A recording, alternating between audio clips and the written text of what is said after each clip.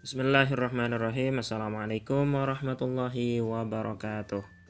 Kembali lagi bersama Pak Afif di pelajaran SBDP pada kali ini, yaitu tema 1, subtema 1 tentang cerita gambar.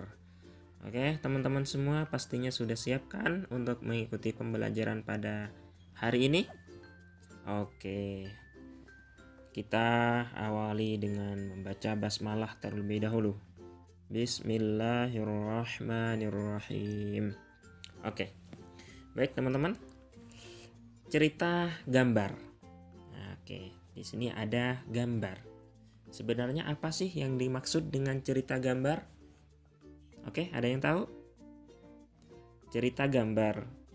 Cerita gambar adalah gambar atau serangkaian gambar yang mengandung sebuah cerita. Oke, di sini ada gambar gitu kan, ada ilustrasi, ada gambar.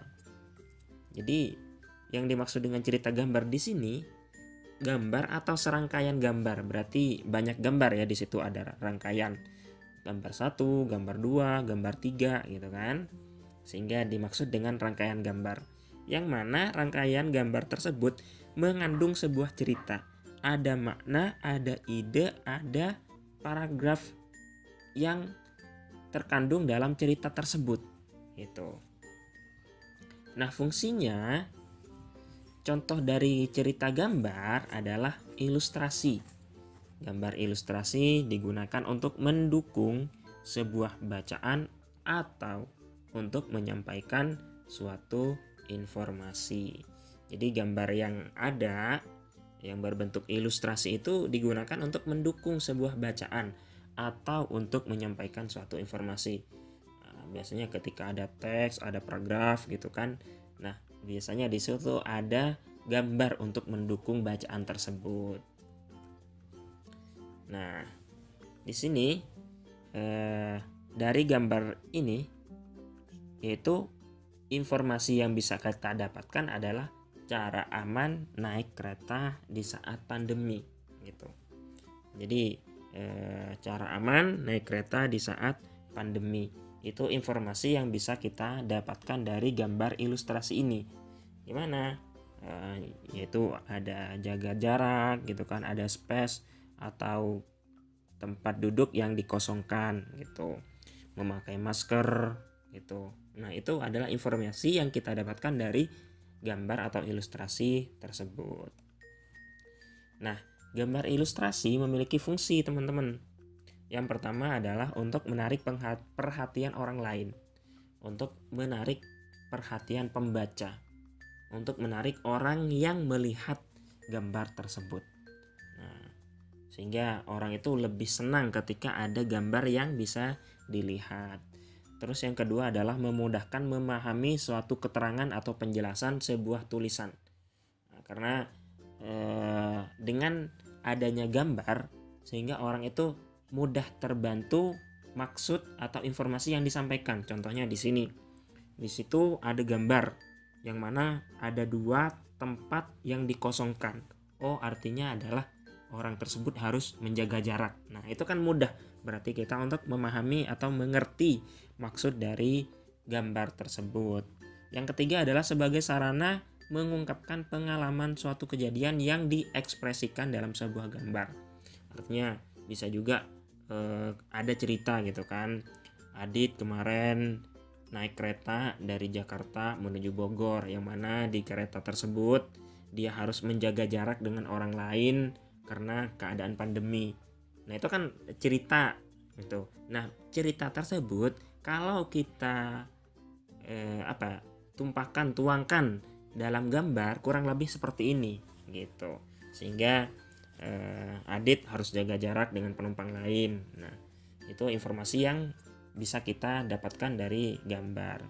Terus fungsi yang keempat adalah memberikan gambaran singkat isi tulisan atau cerita yang disampaikan. Nah, ada isi kalau tulisan gitu kan panjang gitu. Nah, dengan adanya gambar saja orang itu lebih mudah memahami gitu dari informasi atau dari cerita tersebut. Yang kelima adalah sebagai nilai keindahan dalam perwajahan. Jadi ada ilustrasi sehingga bisa dilihat lebih indah dan menarik. Nah, itu teman-teman fungsi dari gambar ilustrasi ya. Nah, di sini gambar ilustrasi itu banyak contohnya, banyak corak yang mungkin kita sering temukan dalam kehidupan sehari-hari ya. Yang pertama ada gambar realis. Nah, realis ini diambil dari kata real atau nyata gitu, atau nyata, sehingga bisa dikatakan realis itu adalah gambar yang dibuat sesuai dengan keadaan aslinya, baik bentuk, ukuran, dan tata letaknya. Yang kedua ada karikatur. Sering kita lihat ya karikatur gitu di majalah, di TV gitu kan. Apa sih karikatur? Karikatur adalah gambar yang melebih-lebihkan atau mengubah objek aslinya agar sesuai dengan imajinasi pelukisnya. Yang ketiga ada kartun, itu gambar yang berfungsi untuk menghibur dan berisikan humor. Sering kita nonton ya kartun gitu, ada SpongeBob, ada Upin Ipin gitu kan. Nah, itu adalah kartun. Yang keempat adalah dekoratif. Dekoratif adalah gambar yang disajikan dengan mengubah bentuk objek aslinya, namun tanpa menghilangkan ciri khas dari objek tersebut. Oke, coba kita lihat contoh realis, karikatur, kartun maupun dekoratif. Nah, ini adalah contoh realis ya, real atau nyata gitu kan, keadaan gambar dari Ki Hajar Dewantara. Nah, ini Ki Hajar Dewantara ya teman-teman ya. Nah, beliau Ki Hajar Dewantara, yaitu Bapak Pendidikan Indonesia. Ini adalah gambar realis ya, yang mana sesuai dengan keadaan aslinya gitu, disesuaikan. Atau kita sering temukan di kelas-kelas kita tokoh-tokoh pahlawan gitu kan. Nah, itu adalah realis seperti itu. Pahlawan Sisingamangaraja gitu kan, Cut Nyak-Dien gitu, Teku Umar. Di kelas-kelas kita biasanya ada kan tokoh-tokoh pahlawan gitu, pahlawan nasional. Nah, itu namanya realis. Yang kedua di sini ada karikatur. Nah, masih ingat ini siapa? Oke, bagus. Ternyata masih ingat ya. Beliau adalah Burhanuddin Yusuf Habibie atau B.J. Habibie gitu, yang penemu pesawat terbang ya. Dengan penemuan tersebut sehingga beliau diakui di mancanegara gitu. Bagus sekali.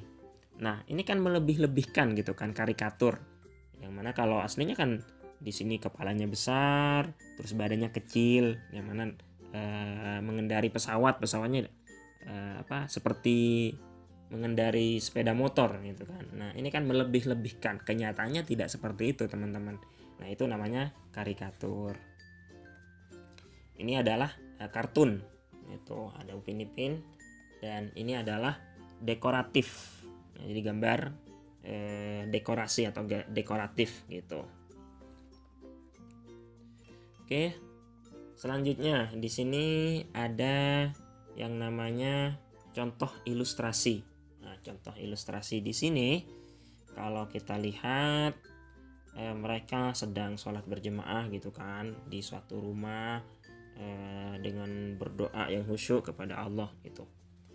Nah, dari contoh ilustrasi ini, kalau Bapak minta ke kalian pasti memiliki pendapat yang berbeda gitu. Ketika diminta, seperti pertemuan sebelumnya, diminta untuk membuat paragraf dari suatu gambar ilustrasi gitu.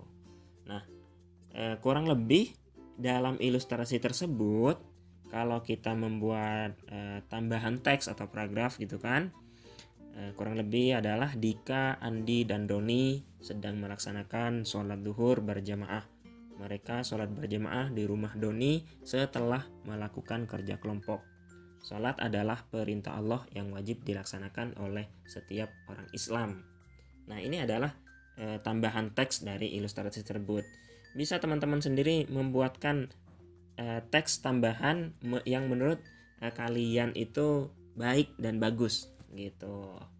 Jadi setiap orang pasti memiliki teks atau gambaran atau paragraf yang berbeda dari suatu ilustrasi. Begitu ya teman-teman ya. Oke, Pak Afif minta buatlah gambar ilustrasi mengenai penerapan nilai-nilai Pancasila dalam kehidupan sehari-hari. Lalu berikan teks pendukungnya. Di buku ada di halaman 14 ya.